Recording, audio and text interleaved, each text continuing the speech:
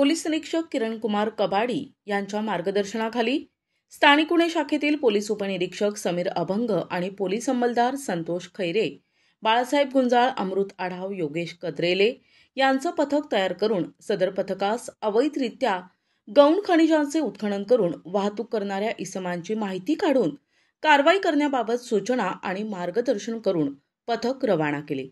वरील पथक दिनांक 6 नोव्हेंबरला संगमनेर शहर पोलीस ठाणे हद्दीमध्ये अवैधरित्या गौण खनिजांचे उत्खनन करून वाहतूक करणाऱ्या इसमांची माहिती काढत असताना पथकास इसम अफरोज गुलाज पठाण राहणार संगमनेर हा त्यांच्या ताब्यातील एका विना नंबरची ड्रोनॉन गाडीमध्ये गौण खनिज वाळू भरून निंभाळे चौफुली ते जोवे गावाकडे जाणाऱ्या रोडनं जाणार असल्याची माहिती मिळाली।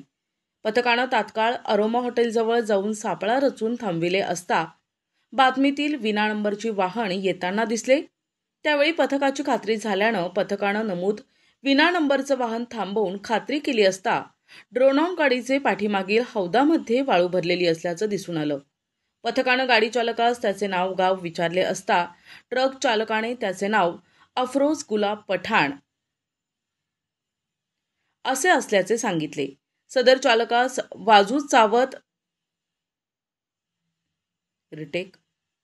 सदर चालकास अधिक विचारपूस करता त्याने सदरची वाळू हा ट्रक मालक जावेद शेवा, पूर्ण नाव माहीत नाही, याच्या सांगण्यावरून वाहतूक करत असल्याचे सांगितले। ताब्यातील इसमाच्या कब्जातून अर्धा ब्रास वाळू आणि 3 लाख रुपये किमतीची झेनॉन गाडी असा एकूण 3,05,000 रुपये किमतीचा मुद्देमाल जप्त करून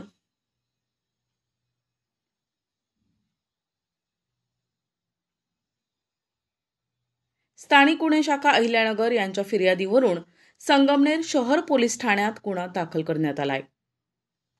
सदरची कारवाई सोमनाथ खारगे पोलीस अधीक्षक अहिल्यानगर यांच्या सूचने आणि मार्गदर्शनाखाली स्थानिक गुन्हे शाखेचे वरील पोलीस अधिकारी आणि अंमलदार यांनी केली आहे।